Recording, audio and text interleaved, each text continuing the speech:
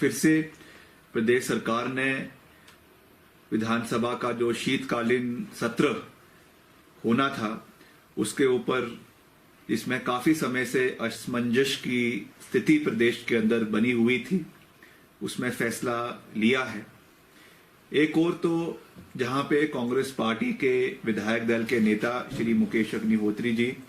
और पूर्व मुख्यमंत्री और वरिष्ठ कांग्रेस पार्टी के नेता श्री वीरभद्र सिंह जी ने मुख्यमंत्री जी से ये निवेदन किया था और सभी विधायक दल के नेताओं ने, विधायक दल के सदस्यों ने ये निवेदन किया था कि इस कोरोना संक्रमण के तहत और खास रूप से पिछले करीबन 10-15 दिन से जिस तरीके से एक स्पाइक प्रदेश के अंदर कोविड केसेस का होने लगा है और चिंता का विषय यह है कि शहर के साथ साथ जो ग्रामीण क्षेत्र है या जो 2 टायर सिटीज है प्रदेश की, जो तहसील लेवल के शहर है, जैसे आपका रामपुर है, रोडू है और छोटे शहर है, वहां पे जिस तरीके से ये केसेस फैलने शुरू हो गए हैं उसके मद्देनजर जिला कांगड़ा के मुख्यालय धर्मशाला में ये सत्र करने के बजाय इसको शिमला के अंदर होना चाहिए। इसके कई कारण थे, क्योंकि शिमला के अंदर आप जानते हैं कि सभी विधायकों के, सभी जो मंत्री हैं, सभी जो अफसरजन जो और साथ ही जो मीडिया के बंधु इसमें आते हैं बजट जो आपके सत्र के दौरान, सबके यहाँ पे अपने निवास है और उस परिस्थिति में ये सरकार के लिए भी, सभी सदस्यों के लिए भी ये कन्वीनियंट होना था कि शिमला के अंदर ये सत्र जो है वो सरकार द्वारा ऑर्गेनाइज किया जाए। इसके तहत अभी हाल ही में जो है विधानसभा परिसर में, हालांकि स्पीकर महोदय वहां पे उपस्थित नहीं थे, मगर पार्लियामेंट्री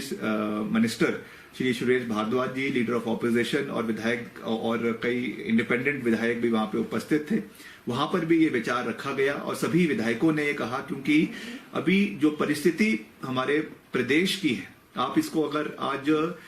नेशनल परिप्रेक्ष्य में भी देखेंगे तो आज प्रदेश में बहुत चिंताजनक परिस्थिति प्रदेश के अंदर बन चुकी है और जिस तरीके से हॉटस्पॉट्स प्रदेश के अलग अलग कोनों में हमको देखने को मिल रहे हैं, इससे हमको एक विधायक होने के नाते, लोगों का रिप्रेजेंटेटिव होने के नाते जो कमियां हमको दिख रही हैं, अभी आपने देखा कुछ दिन पहले खनेरी हॉस्पिटल जो रामपुर में है वहां की बात की गई कि 3-4 दिन से वहां पे बिजली नहीं, कोविड डेजिग्नेटेड अस्पताल है, चाहे रोडू का है, चाहे ठियोग का है, चाहे शिमला के डीडीओ का बात है, आईजीएमसी की बात है, जिस तरीके से वहां पर आपके ऑक्सीजन की कमी हमको देखने को मिल रही है, वेंटिलेटर्स की हमको कमी देखने को मिल रही है, इन सब मुद्दों को हमने विधानसभा में सरकार के समक्ष उठाना था। ये हमारे लिए एक प्लेटफॉर्म था जहां पे हमको उस आवाज को जो है सरकार के समक्ष रखने की आवश्यकता थी। मगर मैं समझता हूं हमने ये कभी नहीं कहा कि ये सेशन नहीं होना चाहिए था। कांग्रेस पार्टी ने, कांग्रेस पार्टी के विधायक दल के नेता ने ऑन नंबर ऑफ ओकेजन्स ये बात कही कि ये सेशन होना चाहिए, मगर धर्मशाला में नहीं होना चाहिए, क्योंकि धर्मशाला में सब लोग जो है वो होटल्स में रुकते हैं, रेस्ट हाउसेज में रुकते हैं और पूरा का पूरा पेरिफेरेनिया जो है वो शिमला से धर्मशाला जाता है। इसलिए उस इनकन्वीनियंस को मद्देनजर रखते हुए उसमें जो खर्चा करीबन 3-4 करोड़ रुपए का होना था, क्योंकि ये एक अनप्रेसिडेंटेड सर्कमस्टेंसेज है, इस समय उस खर्चे को बचाने के लिए और इन सब चीजों को मद्देनजर रखते हुए ये सुझाव सरकार को दिया गया था कि ये जो सेशन है इसको शिमला में किया जाए। मगर सरकार द्वारा हमें नहीं पता कि क्या कारण थे, क्योंकि कई बारी ऐसा सुनने में भी आया कि कुछ प्रेशर जो है कांगड़ा के नेतागण है उनका प्रेशर सरकार के ऊपर था कि अगर शिमला में ये सत्र होगा तो निचले हिमाचल में एक ऐसा मैसेज जाएगा कि हम निचले इलाके के साथ भेदभाव कर रहे हैं, क्षेत्रवाद कर रहे हैं। इसमें हमने ये बात कही थी ये केवल एक अनप्रेसिडेंटेड समय है और इसको एक नॉर्मल परिस्थिति से कंपेयर करने की आवश्यकता नहीं है। मगर सरकार ने जो आज ये फैसला इस विधानसभा सत्र को जो है ना करवाने का लिया है, मैं समझता हूं ये बहुत दुर्भाग्यपूर्ण है और जो स्वस्थ डेमोक्रेसी प्रदेश के अंदर जिसको हम मजबूत करना चाहते हैं, अपनी आवाज को केवल विपक्ष के विधायक ही नहीं मगर सत्ता पक्ष के विधायक भी अपने अपने निर्वाचन क्षेत्र के अपने अपने जिलों की जो कमियां इस समय हमको देखने को मिल रही हैं, उसको सरकार के समक्ष रखने का जो एक प्रयास हम करते रहते हैं, उसके ऊपर ये एक बहुत बड़ी चोट है। और आज आपने देखा होगा इंडिया टुडे का सर्वे आया है, उसमें हिमाचल प्रदेश जो है 19वें पायदान पर आज हिमाचल प्रदेश आया है। ओवरऑल अगर हम हिमाचल प्रदेश की परफॉर्मेंस देखें, हमने वो समय भी देखा है जब हिमाचल प्रदेश ओवरऑल बड़े राज्यों की तुलना में नंबर 1 या नंबर 2 पे गिना जाता था। आज वही हिमाचल प्रदेश 19वें रैंक पर करीबन 20 स्टेटों में आ चुका है। ये हमारे लिए एक शर्म की बात है। और किस तरीके से जो मिस एडमिनिस्ट्रेशन आज प्रदेश के अंदर हो रही है, किस तरीके से आज चाहे वो शिक्षा की प्रणाली है, चाहे वो स्वास्थ्य की प्रणाली है, चाहे वो और आपके इंफ्रास्ट्रक्चर के प्रोजेक्ट्स प्रदेश के अंदर है, एयरपोर्ट है, एम्प्लॉयमेंट है, आज वो सब चीजें जो हमको जो है डेवलपमेंट के नजरिए से ऊपर लेके जाती थी, आज उन सब चीजों पे एक बहुत बड़ा प्रश्न चिन्ह पैदा हो चुका है। तो निश्चित तौर से मैं आज यही कह सकता हूं कि हम हर बारी जो ये बात कहते हैं कि ये सरकार केवल एक दिन एक नोटिफिकेशन निकालती है, अगले दिन उस नोटिफिकेशन को वापस ले लेती है। जो पिछली कैबिनेट की मीटिंग हुई उसमें सुरेश भारद्वाज जी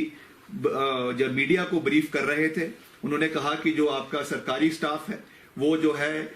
50% की रेशो पे जो है वो गवर्नमेंट ऑफिसेज में जाएंगे, और उसके 2 दिन बाद एक नई नोटिफिकेशन आ जाती है चीफ सेक्रेटरी द्वारा कि 100% जो है वो स्टाफ का प्रोविजन जो है वो सरकारी दफ्तरों में और जगहों में रहेगा। तो निश्चित तौर से ये एक बहुत चिंता का विषय है। और एक और जो बहुत महत्वपूर्ण विषय, मैं काफी समय से, वैसे तो हम विधानसभा में हम इस चीज को रखना चाहते थे, मगर क्योंकि अभी विधानसभा का सत्र नहीं है तो आप लोगों से ये चीज जो है मैं साझा कर रहा हूं। अभी जो हमारा आईजीएमसी है, आईजीएमसी में बहुत से ऐसे हमारे डॉक्टर्स हैं, चाहे वो मेडिसिन के हैं, चाहे वो ऑर्थोपेडिक्स के हैं, चाहे वो गायनोकोलॉजी के हैं, चाहे वो आपके और डिपार्टमेंट्स के हैं, जिनकी एचओडी लेवल के जो ट्रांसफर है वो एम्स में बिलासपुर में होनी शुरू हो गई है। अभी वहां पे ना इमारत है, यहां से डॉक्टर्स को जो है वहां पर ट्रांसफर करना शुरू कर दिया गया है, और करीबन 3 से 4 एचओडीज आपके आईजीएमसी के अंदर आज खाली पड़े हुए हैं। ये एक बहुत बड़ा चिंता का विषय है। एक ऐसे समय में जब अनप्रेसिडेंटेड सिचुएशन हमारे पूरे प्रदेश में है, उस समय प्रदेश का सबसे बड़े इंस्टीट्यूट के अगर एचओडीज खाली पड़े के पद अगर खाली पड़े हों, इस पे सरकार को चिंता का विषय है और सरकार को गंभीरता से इस मुद्दे पे सोचना चाहिए। तो मैं यही कह सकता हूं कि इन सब विषयों को हमने सरकार के समक्ष विधानसभा में उठाना था, और इसको ना करवाना, मैं समझता हूं कि सरकार डिबेट से भाग रही है, सरकार के ऊपर जो प्रश्न चिन्ह लग रहे थे उससे सरकार भाग रही है, और इसलिए सरकार ने इस सेशन को ना करवाने का फैसला किया है, जो बहुत ही दुर्भाग्यपूर्ण है। सर, सरकार ने जो सर्वदलीय बैठक बुलाई थी उसमें यह कहा गया था, ये सभी बातों पर मंथन हुआ था, उसके बावजूद फिर कैबिनेट, क्या लगता है कि सरकार को सिर्फ इतना ही खतरा है कि विपक्ष का, कि और चीजों को लेकर भी? नहीं, निश्चित तौर से जब सरकार के मुख्य ने ये बात कही कि हम सत्र करवाएंगे, हम निश्चित तौर से सत्र करवाएंगे, उसके बाद फिर सत्र ना करवाना, मैं समझता हूं कि ये सही नहीं है। पहले कैबिनेट में ये फैसला लिया गया कि सत्र होगा, उसकी नोटिफिकेशन बाकायदा जो है वो राज्यपाल महोदय से करवाई गई और विधानसभा से करवाई गई। उसके बाद अब इस सत्र को ना करवाना, मैं समझता हूं कि जैसा मैंने कहा कि पहले कुछ डिसीजन लेते हैं फिर उसको वापस ले लेते हैं, ये भी उसी के ही जो है कार्य प्रणाली का एक और